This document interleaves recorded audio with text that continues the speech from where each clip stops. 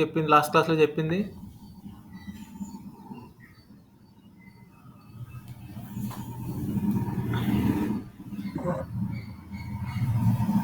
Last క్లాస్లో ఏం చెప్పుకున్నాం బాబు? హర్షిత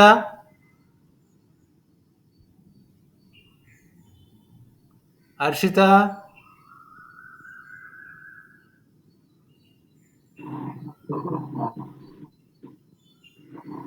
లాస్ట్ క్లాస్లో ఏం చెప్పుకున్నావమ్మా?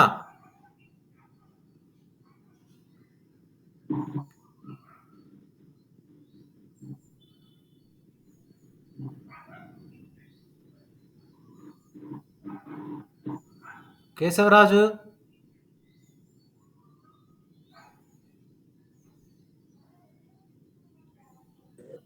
సార్ లాస్ట్ క్లాస్లో ఏం చెప్పుకున్నాం బాబు?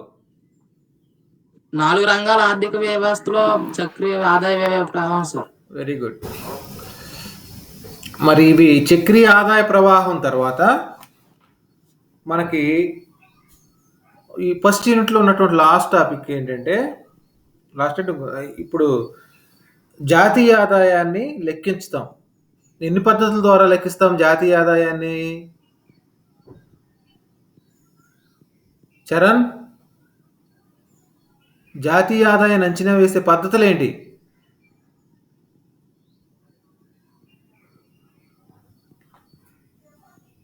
చరణ్,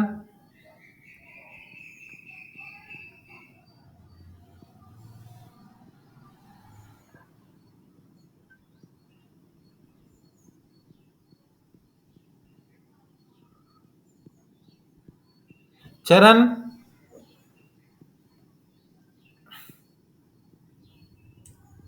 జయశ్రీ,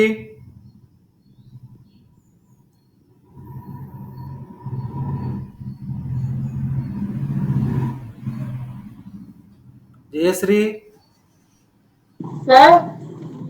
జాతీయ ఆదాయాన్ని అంచనా వేసే పద్ధతులు లేక కొలిచే పద్ధతులు ఉన్నాయి కదా, అవి ఎన్ని ఉన్నాయి? 4 సార్. 4 ఏంటమ్మా?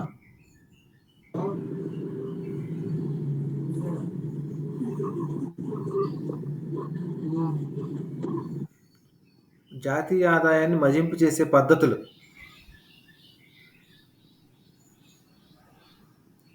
ఏంటవి? ఎవరు చెప్తారు?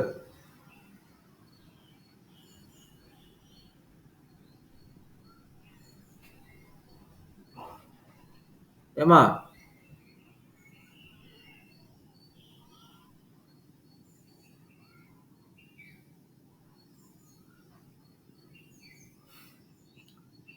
చరణ్ చెప్పమ్మా.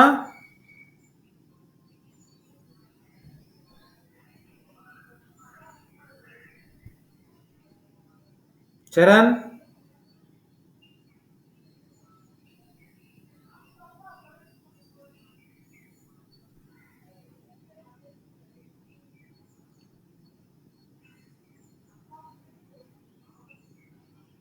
కేశవరావు చెప్పు.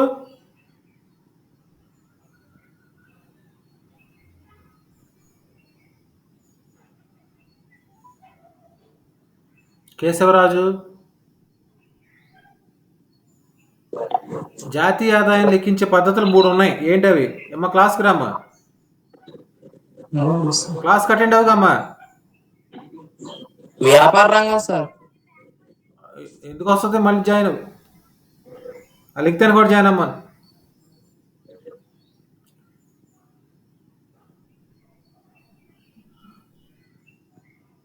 ఒకటి ఉత్పత్తి మదింపు పద్ధతి, రెండో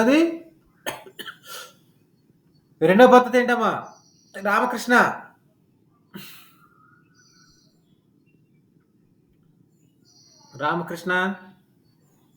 ఉత్పత్తి మదింపు పద్ధతి. రెండోది ఆదాయ మదింపు పద్ధతి. మూడోది సుబ్రహ్మణ్యం, వ్యయాల మదింపు పద్ధతి. 3 పద్ధతులు: ఆదాయాల మదింపు పద్ధతి, ఉత్పత్తి మదింపు పద్ధతి, వ్యయాల మదింపు పద్ధతి. అయితే వీటిల్లో జాతీయ ఆదాయాన్ని లెక్కించేటప్పుడు కొన్ని సమస్యలు అనేటువంటి ఉత్పన్నం అవుతాయి. జాతీయ ఆదాయం లెక్కించేటప్పుడు సమస్యలు ఉత్పన్నం అవుతూ ఉంటాయి. అప్పుడు ఉత్పన్నం అయినప్పుడు అసలు ఎందుకు సమస్యలు వస్తున్నాయి జాతీయ ఆదాయం లెక్కించడంలో మనం చెప్పుకున్నాం. ఉత్పత్తి మదింపు పద్ధతి చేసేటప్పుడు ఒకే వస్తువుని 2 సార్లు లెక్కించకుండా ఉండాలని చెప్పాం. అటు ముడిసరుకు గాను లెక్కిస్తున్నాము, అటు వస్తువు ఉత్పత్తి తయారైన తర్వాత దాన్ని కూడా తయారవుతుంది. అలాగే వ్యయాలు చేసేటప్పుడు ఎలాంటి ఖర్చులు ఉన్నాయి, అలాగే మనకి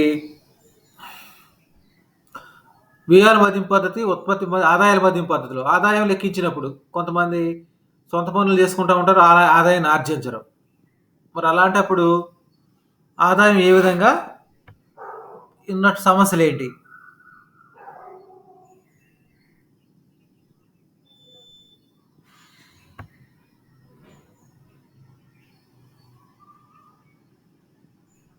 విజయ్, నీ మొబైల్లో వాయిస్ రైజ్ చేసుకో, ఇక్కడ బాగానే ఉంది.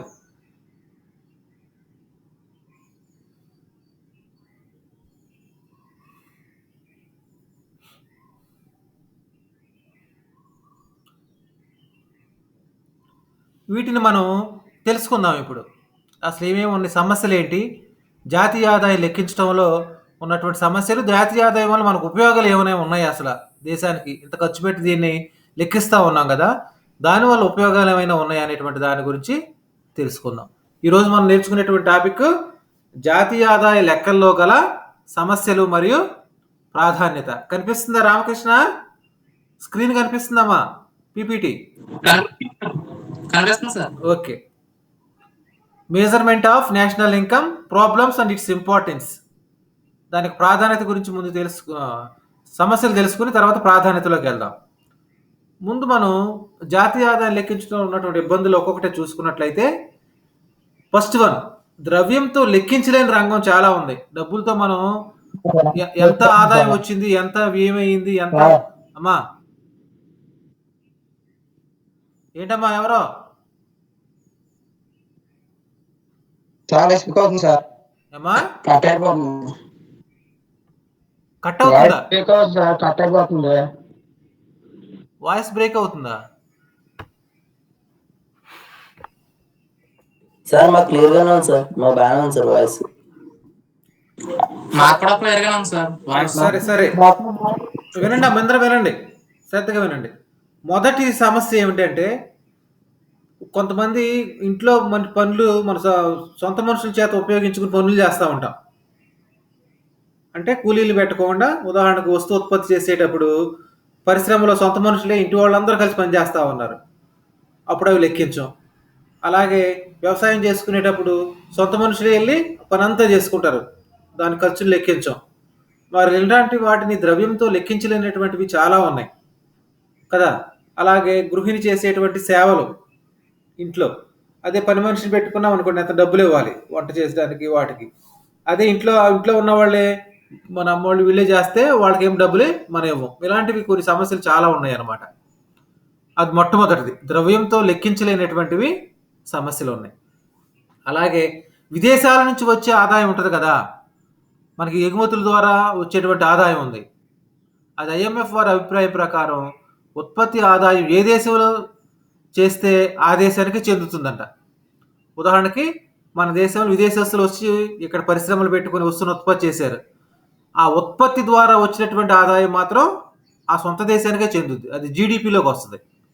కానీ వాళ్ళకి లాభాలు వస్తాయి కదా, ఉత్పత్తి కాకుండా లాభం, ఖర్చు తీసేసి లాభం ఉంది కదా, ఆ లాభం మాత్రం వాళ్ళ సొంత దేశానికి చెందుతుంది. ఎందుకంటే వాళ్ళు ఆ దేశానికి పంపుకోవచ్చు సొంత డబ్బుని, లాభాన్ని సొంత వాళ్ళకి పంపించుకోవచ్చు అనమాట.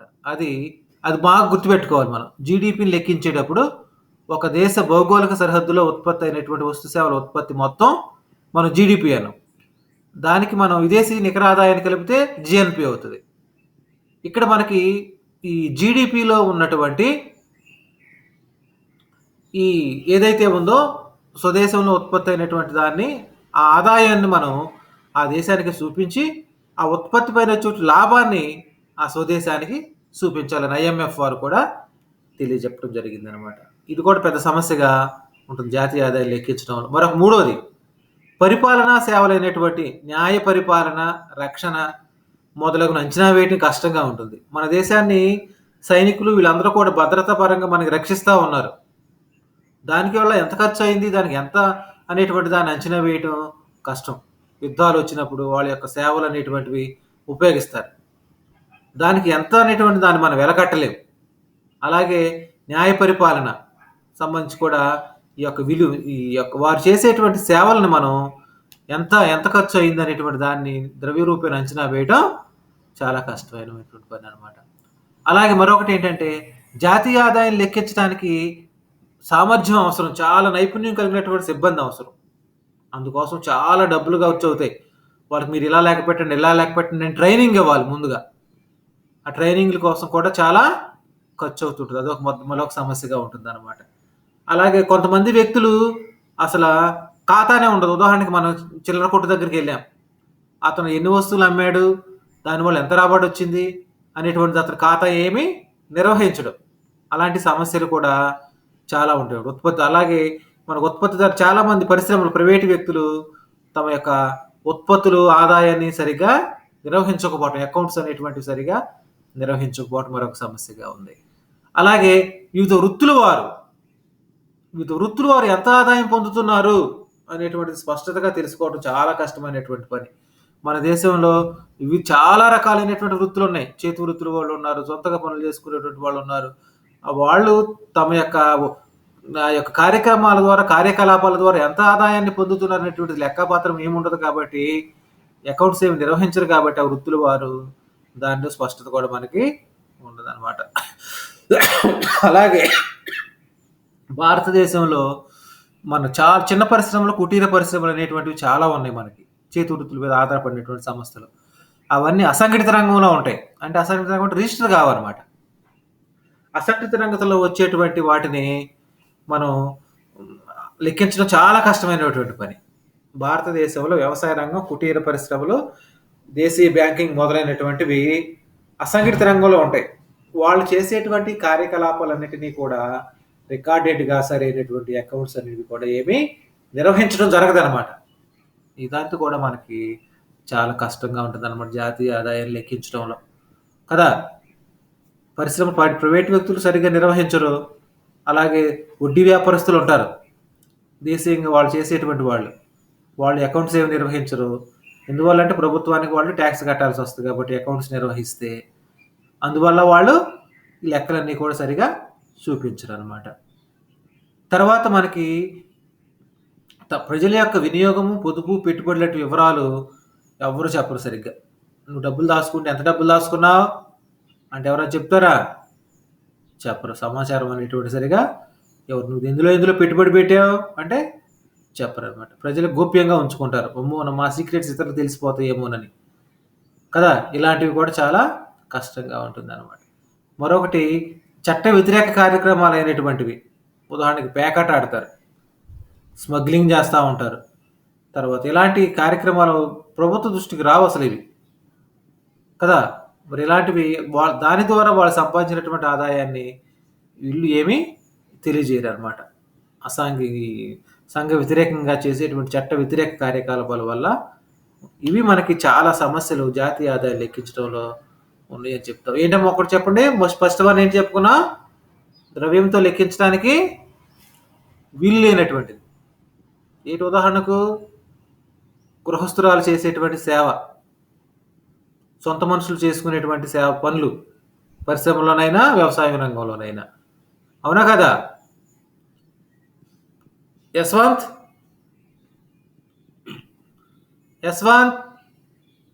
అర్థమవుతుందా? యశ్వంత్, రాజు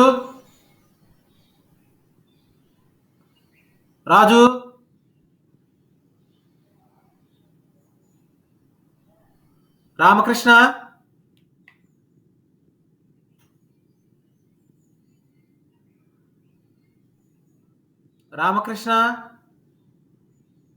సార్ కనిపిస్తుందమ్మా? అర్థమవుతుందా నేను చెప్పేది?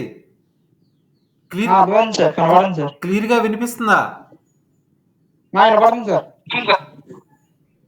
సరే, సమస్యలు చూడండి ఒక్కొక్కసారి. మళ్ళా ద్రవ్యంతో లెక్కించలేనటువంటి సేవలు ఉదాహరణకు వ్యవసాయదారులు, గృహస్థులు చేసేటువంటి సేవ, సొంత పనుల్లో ఉండి ఉపయోగించుకునేందుకు, సొంత మనుషులు చేసినందుకు వాళ్ళకేమి ఎంత ఆదాయం వస్తుంది అనేటువంటి దాన్ని మనం లెక్కించం జాతీయ ఆదాయంలో. అలాగే విదేశాల నుంచి వచ్చేటువంటి ఆదాయాన్ని మనం లెక్కించం. ఐఎంఎఫ్ ఏమని చెప్తుంది? వారి యొక్క లాభాలను మాత్రమే లెక్కించాలని చెప్తుంది. అలాగే దేశ రక్షణ కోసం సైనికులు చేసేటువంటి సేవ ద్వారా ఎంత లబ్ధి పొందుతున్నాము, ఎంత ఆదాయం వస్తుంది అనేటువంటి దాన్ని న్యాయ పరిపాలన మొదలగు వాటికి అంచనా వేయడం కూడా కష్టం. అలాగే దీనికోసం చాలా కష్టమైనటువంటి పని ఏంటి? ట్రైనింగ్ ఇవ్వటం. జాతీయ ఆదాయాన్ని ఎలా లెక్కించాలని లెక్కించే వారి సిబ్బందికి, స్టాఫ్కి ట్రైనింగ్ ఇవ్వాలి. దానికి చాలా డబ్బులు ఖర్చు అవుతూ ఉంటాయి. తర్వాత దేశంలో అసంఘటిత రంగంలో ఉన్నటువంటి వాళ్ళు, చిన్న వ్యాపారస్తులు కానీ, వాళ్ళందరూ ఏం చేస్తారంటే, వ్యవసాయ ఉత్పత్తిదారులు కానీ తమ యొక్క ఉత్పత్తుల్ని సొంతగా ఉపయోగించుకుంటారు. సొంతగా ఉపయోగించుకున్నటువంటి వాళ్ళు లెక్కలోకి తీసుకుని అమ్ముకున్నట్టు మాత్రమే లెక్కలోకి వస్తుంది. ఇంట్లోకి ఎన్ని బస్తాలు దాన్ని ఇంట్లోకి ఉపయోగించుకున్నాం అనేటువంటి దాన్ని చెప్పలేం. అంటే వాటి పంటల్ని సొంతగా ఉపయోగించుకున్నటువంటి వాటిని వాళ్ళు లెక్కించరు అనమాట. సరైనటువంటి లెక్కలన్నీ లేకపోవడం, చిన్న వ్యాపారస్తులు వీళ్ళందరికీ, ఉత్పత్తిదారులకి అకౌంట్స్ అనేటువంటివి లేకపోవడం అనేటువంటిది. అలాగే దేశంలో ప్రజలు ఎంత ఆదాయం పొందుతున్నారు అనేటువంటిది వివిధ వృత్తుల వారు తెలుసుకోవడం చాలా కష్టమైనటువంటి పని. అలాగే భారతదేశంలో వ్యవసాయ రంగం, కుటీర పరిశ్రమ మొదలైన అసంఘటిత రంగంలో ఉన్నటువంటి వాటిలో వచ్చేటువంటి ఆదాయాన్ని కూడా లెక్కించడం కష్టమైనటువంటి పని అనమాట. పొదుపు, పెట్టుబడులు అనేటువంటివి కూడా తెలుసుకోవడం కష్టం. చట్ట వ్యతిరేక కార్యకలాపాల ద్వారా వచ్చినటువంటి ఆదాయాన్ని జాతీయ ఆదాయంలోనికి రాదనమాట. మరి జాతీయ ఆదాయం లెక్కించడంలో ఇన్ని ప్రాబ్లమ్స్ ఉన్నప్పటికీ అన్ని దేశాలు, ప్రపంచంలో ఉన్నటువంటి అన్ని దేశాలు కూడా ప్రతి సంవత్సరం జాతీయ ఆదాయం లెక్కిస్తానే ఉంటారు. మన దేశంలో జాతీయ ఆదాయాన్ని ఎవరు లెక్కిస్తున్నారు? ఎవరు చెప్తారు? General knowledge bit.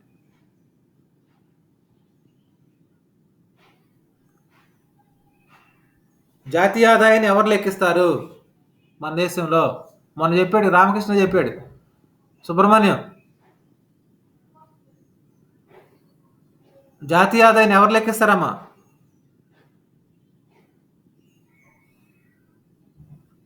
ఎవరు చెప్తారు జాతీయ ఆదాయం లెక్కించేది? జయశ్రీ.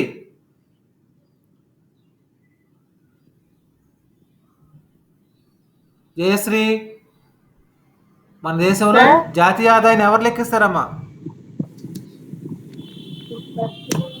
చాలా ఇంపార్టెంట్ బిట్ అది. ఎవరు చెప్తారు బాయ్స్లో?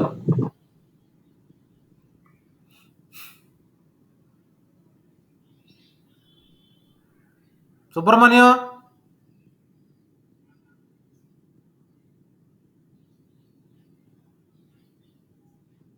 కేశవరాజు,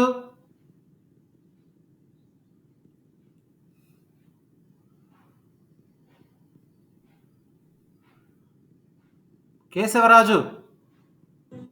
సార్, జాతీయ ఆదాయాన్ని ఎవరు లెక్కిస్తారు మన ఇండియాలో?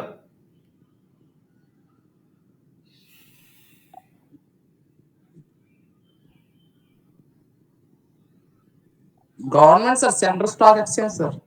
సెంట్రల్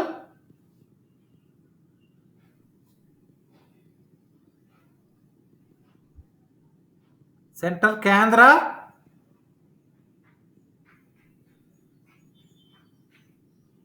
సుబ్రహ్మణ్యం,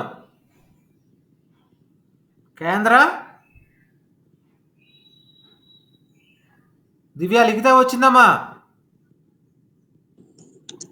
సార్ లిఖిత ఉన్నావా? లిఖిత వచ్చిందా? దివ్య వచ్చింది సార్. రెస్పాండ్ కాదమ్మా. ఏమ్మా, ఎవరు లెక్కిస్తారు జాతీయ ఆదాయాన్ని మన దేశంలో?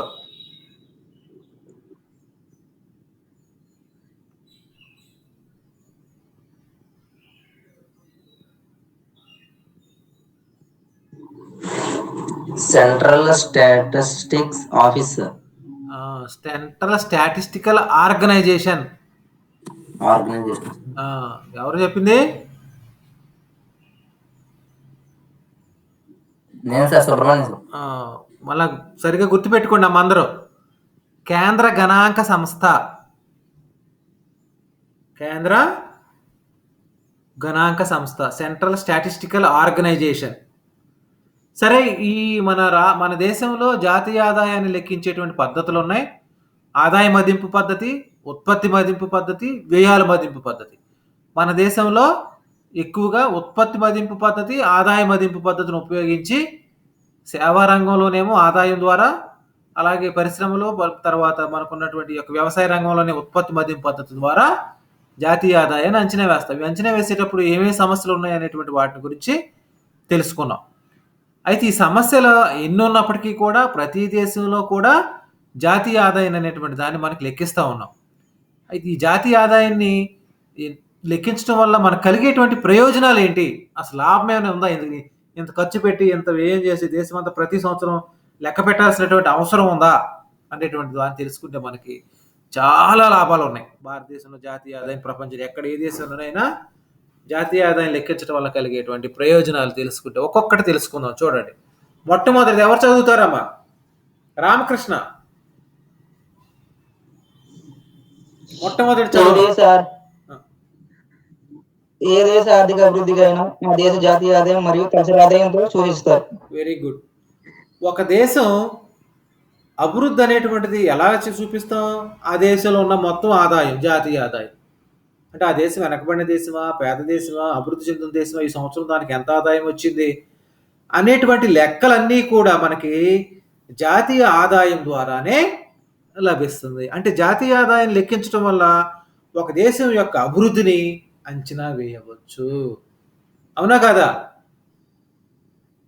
దేశ అభివృద్ధిని అంచనా వేయవచ్చు. నెక్స్ట్ సుబ్రహ్మణ్యం, రెండోది ఏంటమ్మా? రెండో ప్రయోజనం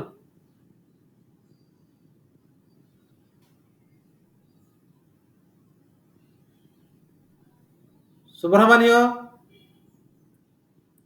జాతీయ ఆదాయ అంచనాలు ప్రపంచంలోని ఒక దేశ ఆర్థిక అభివృద్ధి ర్యాంకులను నిర్ణయించడానికి సహాయపడతాయి.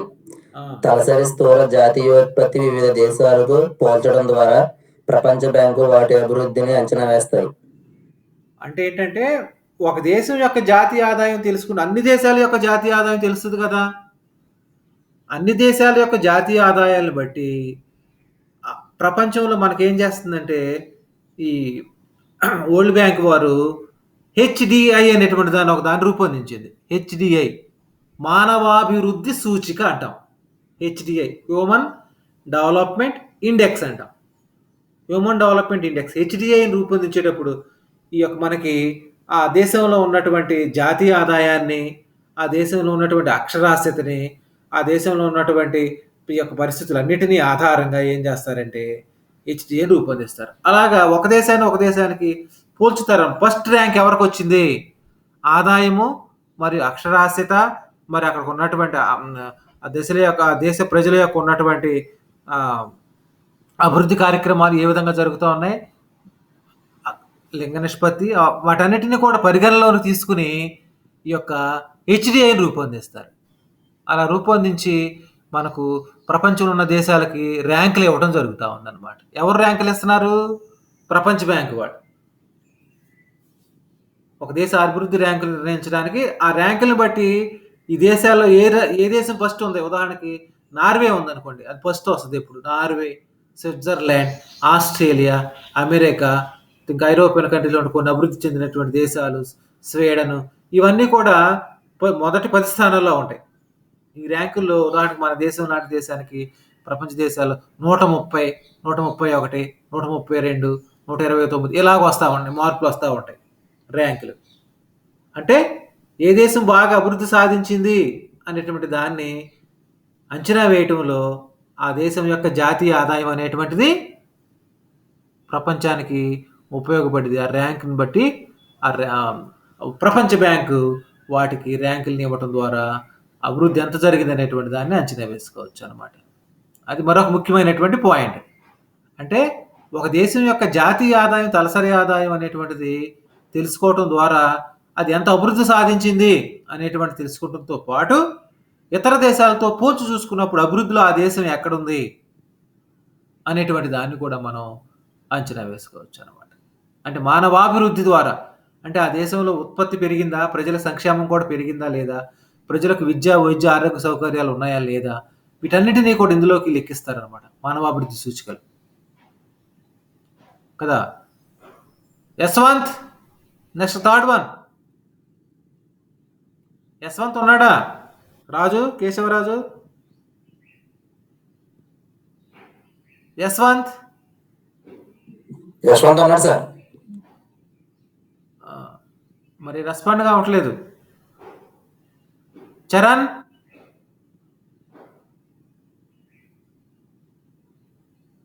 దివ్య, చదువమ్మ తాడు అన్న.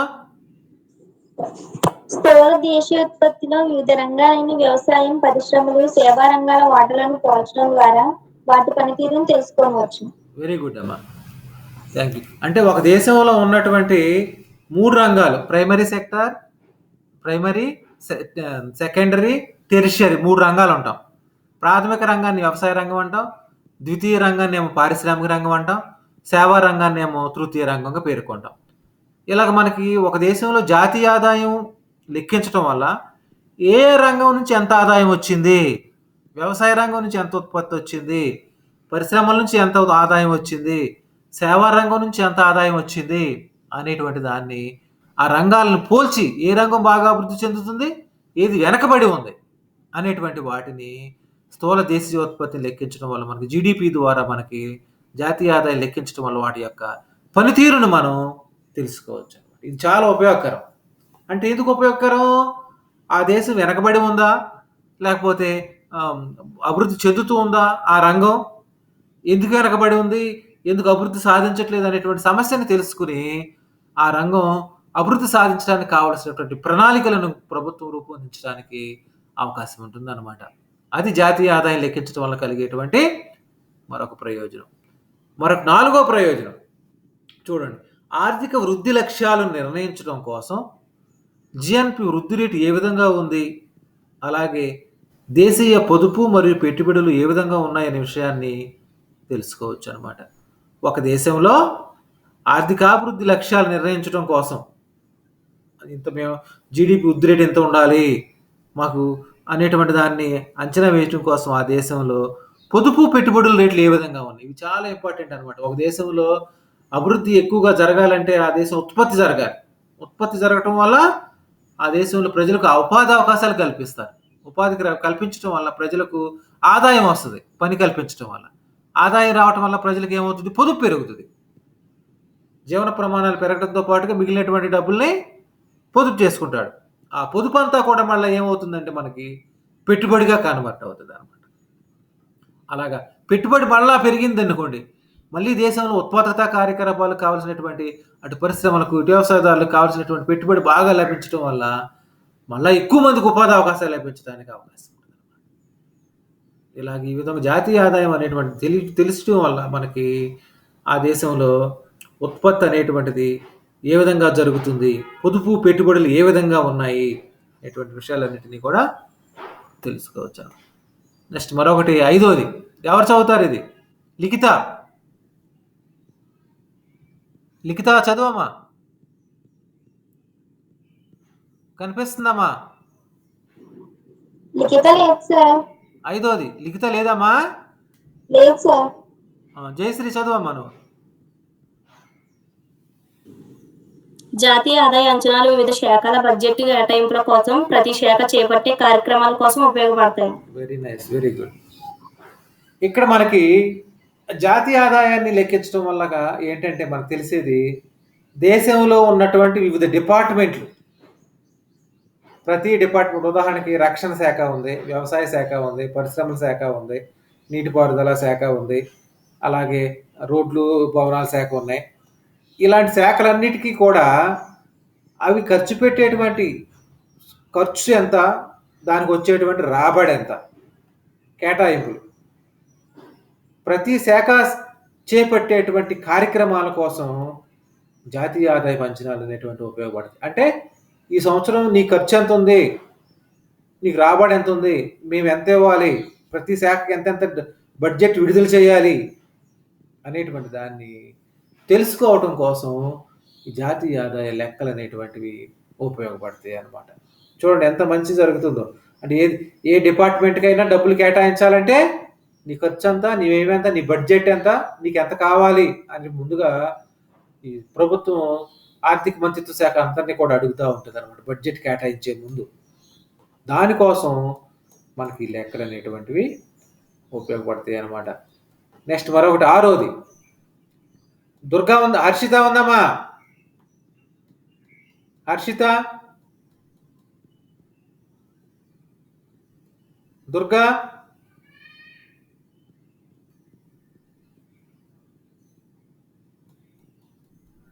పావనే,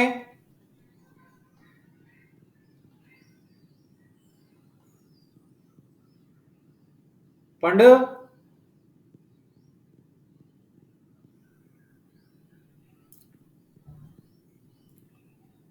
నేను చదువుతున్నాను చూడండి.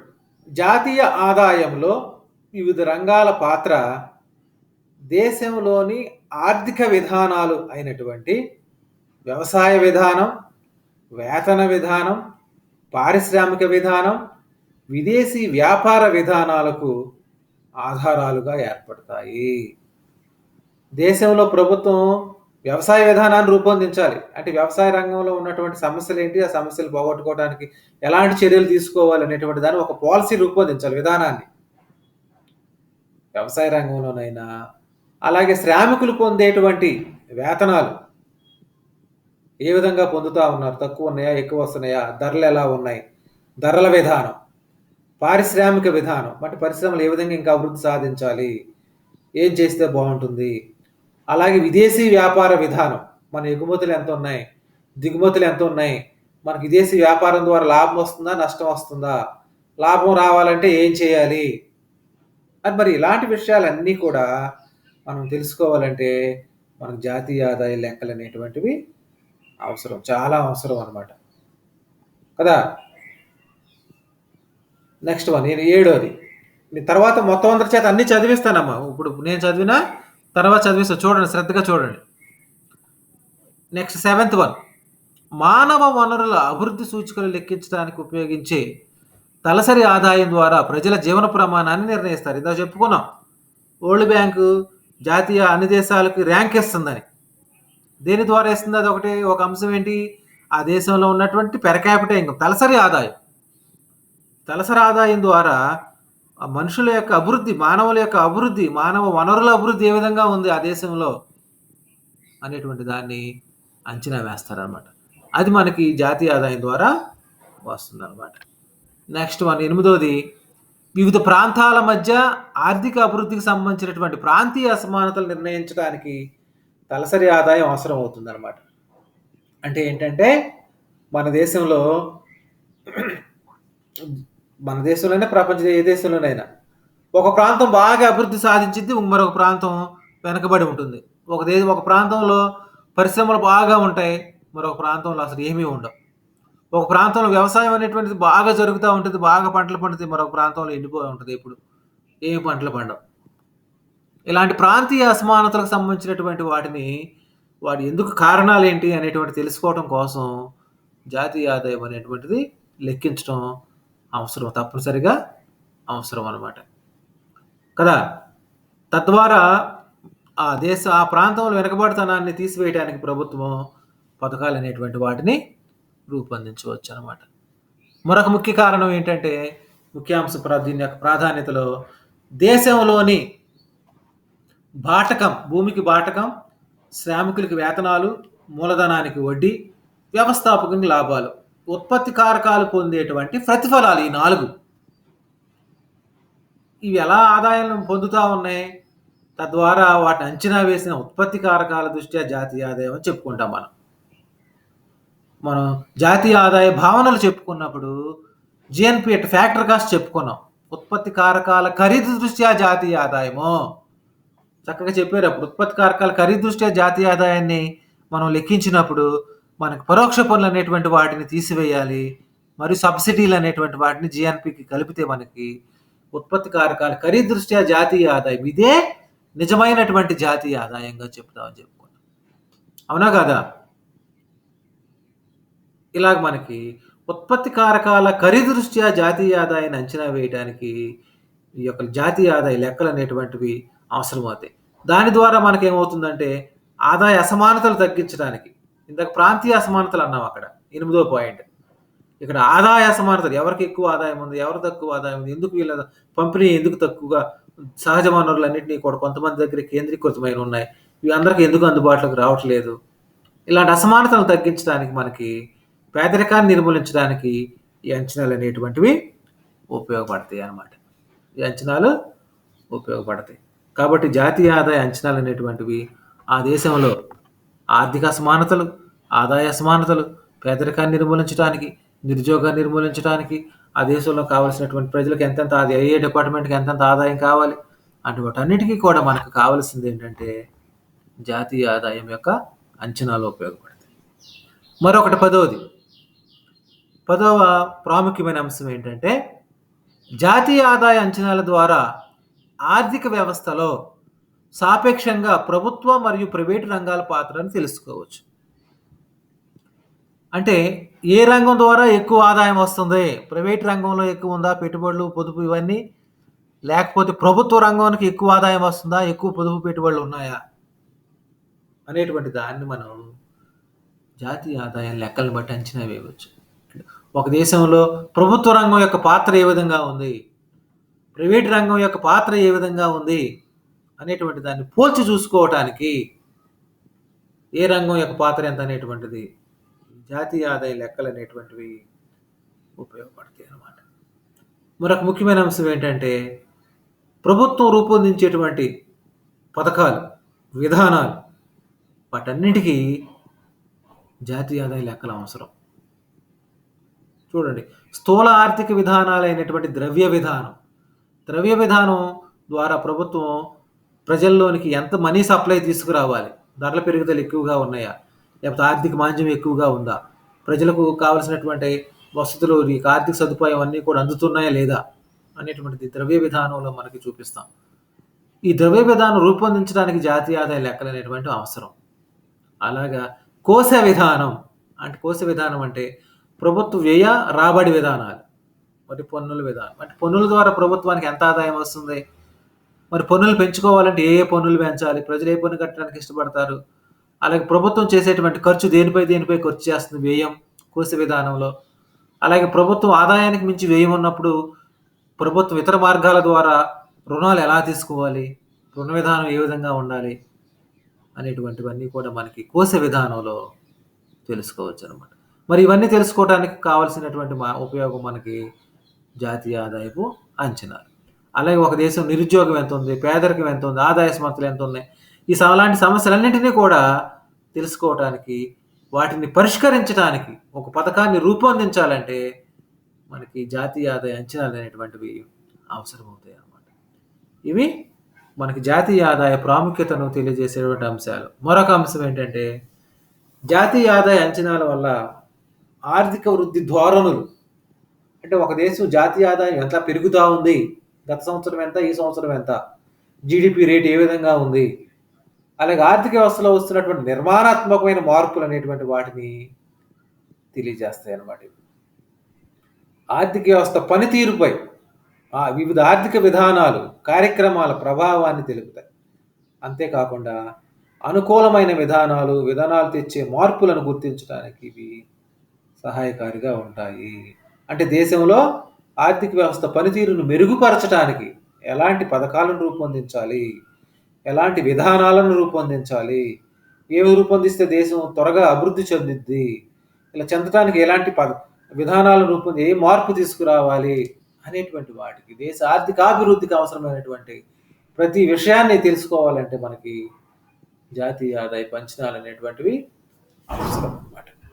ఓకే, ఇలాగ మనకి జాతీయ ఆదాయం లెక్కించడం ద్వారా ఆర్థిక వ్యవస్థలోని సమాజం యొక్క తీరుతెన్నులు, అదేవిధంగా వారి గురించి తెలుసుకోవడం కోసం ఉపయోగపడుతుంది.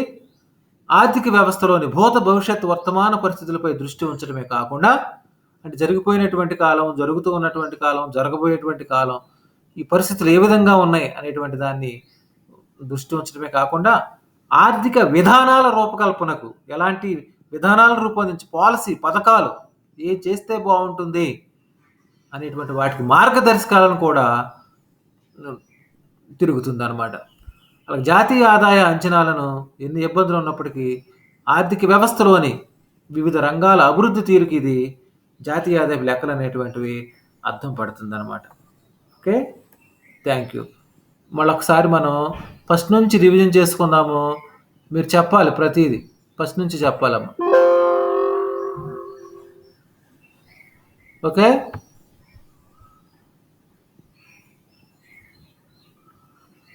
ఇది ప్రాధాన్యత. జాతీయ ఆదాయానికి సంబంధించినటువంటి సమస్యలు ఏమేమి ఉన్నాయి, లెక్కలు. జాతీయ ఆదాయం లెక్కించడం వల్ల కలిగేటువంటి ఇబ్బందులు ఏమేమి కలుగుతూ ఉన్నాయి, అలాగే జాతీయ ఆదాయం వీటి సమస్యలు తెలుసుకున్న తర్వాత మనకి జాతీయ ఆదాయం లెక్కించడం వల్ల కలిగేటువంటి ప్రయోజనాలు లేక ప్రాముఖ్యత అది తర్వాత తెలుసుకుందాం. ముందు ఒక్కొక్కళ్ళు ఒక్కొక్కటివి సమస్యలు తెలుసుకుని చదువుతుగా. అందరూ చదవాలమ్మా. నేను ఎవరి పేరు చెప్తే వాళ్ళు వెంటనే రెస్పాండే చదవాలి. సమస్యలు, జాతీయ ఆదాయం లెక్కించడంలో భారతదేశంలో ఏమేమి సమస్యలు ఉన్నాయి.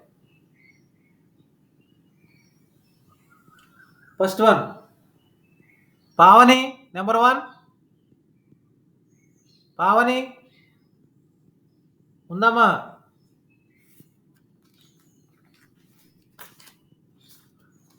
పావని ఉందా? ఈ లోపు నేను అటెండెన్స్ చేస్తాను, ఒకసారి రివిజన్ చేసుకోండి మీరు. నెంబర్ 1 పావని. పావని అటెండెన్స్ చెప్పండి అమ్మా. గివ్ మీరు attendance. Pavani ఆబ్సెంటా?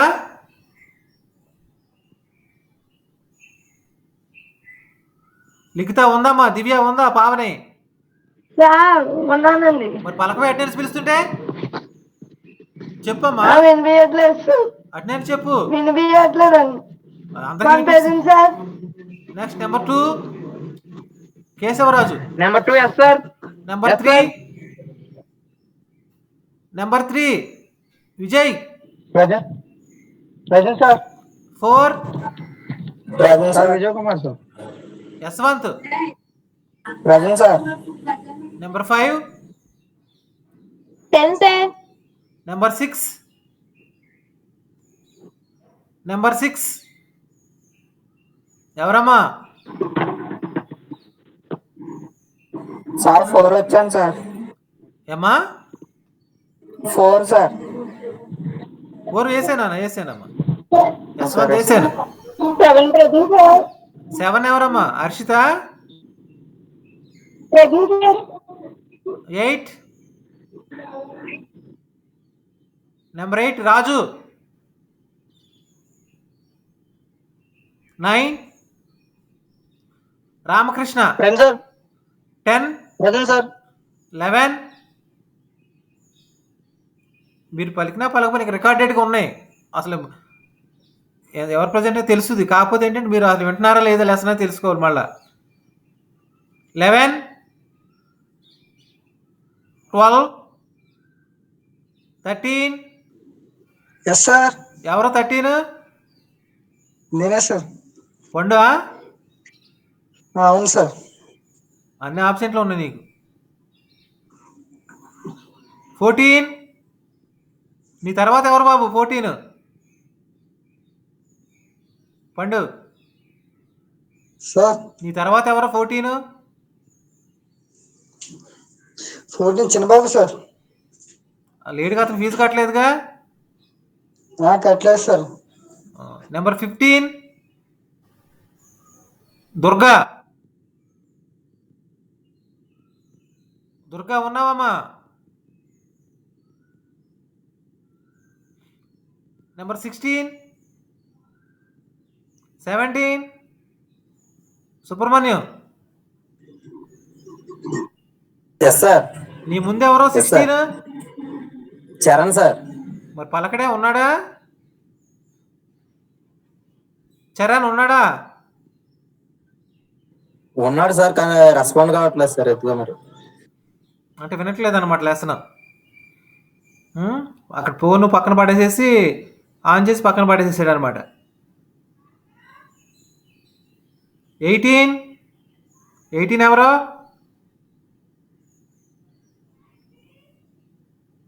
Subrahmanyam. Chandu sir. Chandu fees కట్టలేదు అనుకుంటా. Yes sir. 19 present sir.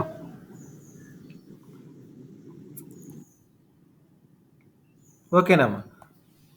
ఇప్పుడు మళ్ళీ మనం ఒకసారి ఇవి జరిగినటువంటి వాటిని రివిజన్ చేసుకుందాం. చూడండి, ఒక్కొక్కటి చదవాలి, ఒక్కొక్కటి. ఫస్ట్ వన్ నేను ఎవరు చదవమంటే వాళ్ళు చదవండి అమ్మా. ఫస్ట్ సమస్య ఏంటి చదువు అమ్మా పావని.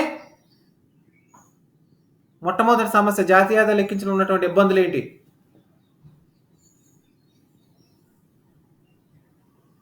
పావని.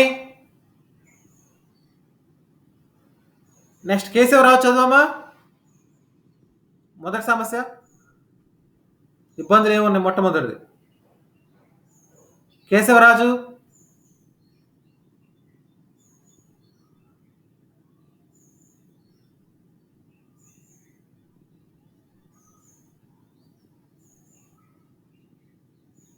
కేశవరాజు. నెక్స్ట్ విజయ్.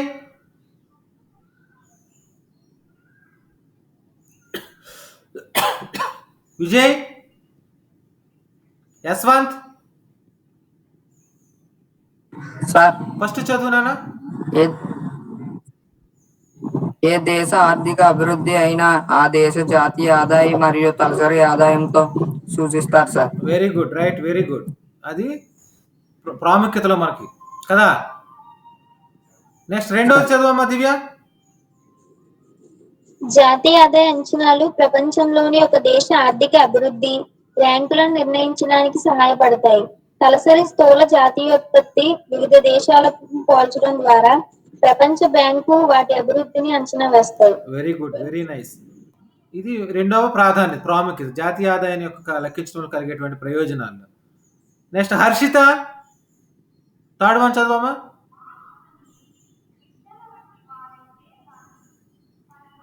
మూడో చదువునమ్మా హర్షిత. హర్షిత.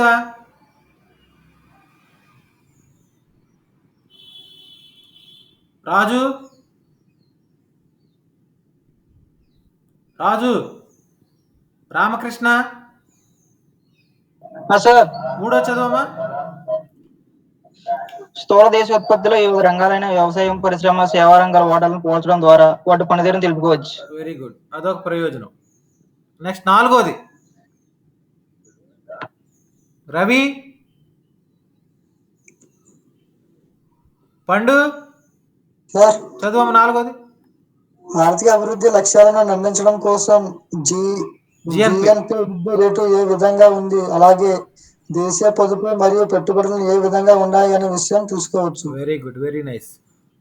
నెక్స్ట్ ఐదోది దుర్గా. దుర్గా ఉందమ్మా. చరణ్. సుబ్రహ్మణ్యం చదువు ఫిఫ్త్ వన్.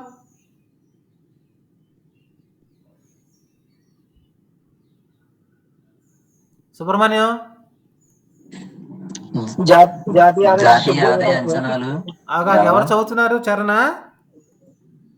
ఏమో సార్. ఎవరు చదివారు? కృష్ణ సార్. చదువు, నువ్వు చదువు సుబ్రహ్మణ్యం. జాతీయ ఆదాయ అంచనాలు వివిధ శాఖల బడ్జెట్ కేటాయింపుల కోసం ప్రతి శాఖ చేపట్టే కార్యక్రమాల కోసం ఉపయోగపడతాయి సార్. ఇవన్నీ గుర్తుపెట్టుకోవాలమ్మా. జాతీయ ఆదాయం యొక్క లెక్కల ప్రాధాన్యత అడిగితే కంపల్సరీ ఇంపార్టెంట్ క్వశ్చన్ ఇది.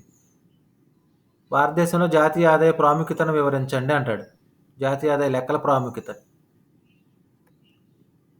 నెక్స్ట్ వన్, జాతీయ ఆదాయం వివిధ రంగాల పాత్ర దేశంలో వివిధ ఆర్థిక విధానాలు రూపొందించడానికి ఉపయోగపడుతుంది. అలాగే మానవ వనరుల అభివృద్ధి సూచికలు లెక్కించడానికి ఉపయోగపడుతుంది. వివిధ ప్రాంతాల అభివృద్ధిని అసమానతలను లెక్కించడానికి తద్వారా జాతీయ ఆదాయం తలసరి ఆదాయం అవసరం అవుతుంది.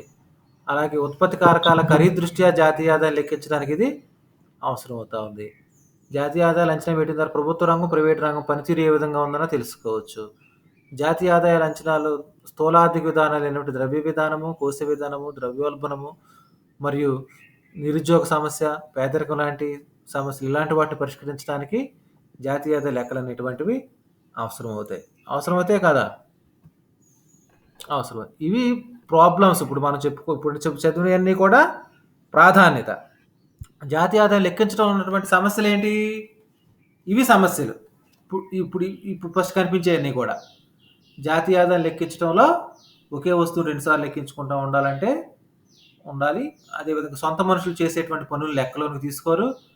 విదేశాల నుంచి వచ్చేటువంటి ఆదాయాన్ని పరిగణలోకి తీసుకోరు. రక్షణ, న్యాయ పరిపాలన అనేటువంటి వాటిని అంచనా వేయటం కష్టంగా ఉంటుంది. అలాగే ట్రైనింగ్ ఇవ్వడానికి చాలా ఖర్చు అవుతుంది. అలాగే ఈ అకౌంట్స్ అనేటువంటివి నిర్వహించకపోవడం, చాలా చిన్న వ్యాపారులు, వీళ్ళందరూ కూడా పరిశ్రమలో ఉన్నటువంటి వాళ్ళు అకౌంట్స్ నిర్వహించకపోవటం, అలాగే వివిధ వృత్తుల వారి యొక్క ఆదాయాలను తెలుసుకోవటం అనేటువంటిది కష్టం, వాళ్ళు చెప్పరు కాబట్టి. అలాగే వ్యవసాయం, కుటుంబ రంగం, అలాగే దేశీయ రంగం మొదలైనటువంటి వాటిలో అసంఘటిత రంగాలు ఎక్కువగా ఉంటాయి కాబట్టి అవి వాటి యొక్క ఆదాయం ఎంత, వ్యయం ఎంత అనేటువంటి కరెక్ట్గా చెప్పలేవు. పొదుపు పెట్టుబడులటువంటి వివరాలన్నింటినీ కూడా సరిగ్గా లేకపోవడం వల్ల లెక్కించడం అనేటువంటి కష్టం అవుతా ఉంది. అలాగే చట్ట వ్యతిరేక కార్యక్రమాలు అయినటువంటి జోదం, స్మగ్లింగ్ లాంటివి పరిగణలోకి తీసుకోకపోవటం వల్ల ఇవి కూడా ప్రభుత్వ దృష్టికి రావటం లేదనమాట. ఇవి ప్రాబ్లమ్స్. నెక్స్ట్ మనకి 4కి మళ్ళీ క్లాస్ ఉంది, 4కి మళ్ళీ అందరూ అటెండ్ కండి ఇప్పుడు కంపల్సరీగా. మనకి ఎందుకంటే థర్స్డే ఫ్రైడే క్లాసులు ఉండవు. సాటర్డేనేమో మొన్న సెకండ్ సాటర్డే వచ్చింది నిన్నటి క్లాసు జరగల.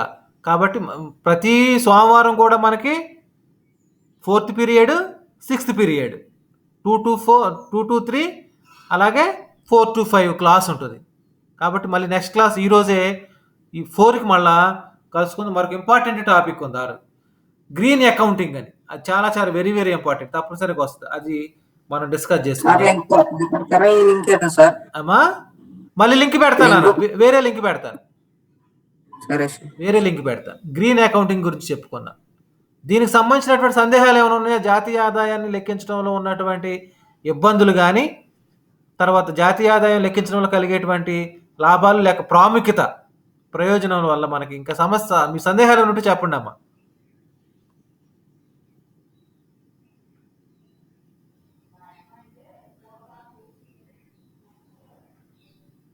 ఏంటి ఏం చెప్పట్లేదు? అందరికన్నీ అర్థమైనాయా? ఏ బాబు,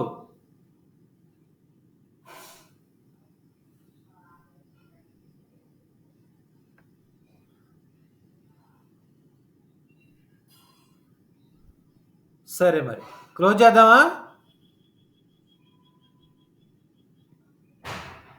ఏ రామకృష్ణ, క్లోజ్ చేద్దామా? చెప్పునా? ఎవరు పీడిఎఫ్ ఏమైనా ఉంటే డాక్యుమెంట్ లో అమ్మా చెప్పమ్మా, ఏంటి ఎవరు? ఏమైనా ఉంటే పీడిఎఫ్ విజయ్ చెప్పు. నిర్వచనాలు పీడిఎఫ్ ఉంటే పీడిఎఫ్ చేసి ప్రతిదీ నేను వీడియో పెడుతున్నాను కదా, ఏ రోజు ఆ రోజే యూట్యూబ్ లో వీడియో ఉంటుందమ్మా. కనీసం అసలు ఎక్కడ ఉంటుందో కూడా చూడకుండా మాట్లాడుతున్నావు నువ్వు. ప్రతి లెసన్ వీడియో యూట్యూబ్ లో రాంబాబు ఎకనామిక్స్ లో ప్రతిదీ ఉన్నాయి, మీకు లింకులు పెడుతున్నాను. అక్కడ అవి తెలుసుకోండి, చూడండి, కనీసం రివిజన్ చేసుకోండి. మళ్ళీ రేపు నెక్స్ట్ డేస్ మళ్ళీ క్లాస్లో జరిగిపోయిన క్లాస్లో ఏం జరిగింది అన్నది అడుగుతున్నాను కదా. చూడు విజయ్, వీడియోలు చూడండి. తర్వాత ఈ పీపీటీలు కూడా పెడతాను, అన్నీ గ్రూపుల్లో పెడుతున్నాను. సరేనా? నెక్స్ట్ 4కి కలుసుకుందాం. మరి చాలా ఇంపార్టెంట్ టాపిక్ చెప్పుకుందాం 4కి. అందరూ అటెండ్ కండి కంపల్సరీగా. ఏంటి యశ్వంత్ చెప్పమ్మా, ఏంటమ్మా?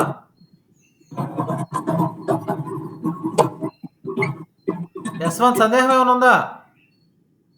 లేదు సార్. ఓకే క్లోజ్ చేద్దాం. మరి ఇప్పుడు మళ్ళీ ఛార్జింగ్ పెట్టుకోండి ఫోన్లు, 4కి మళ్ళీ అటెండ్ కావాలి కదా.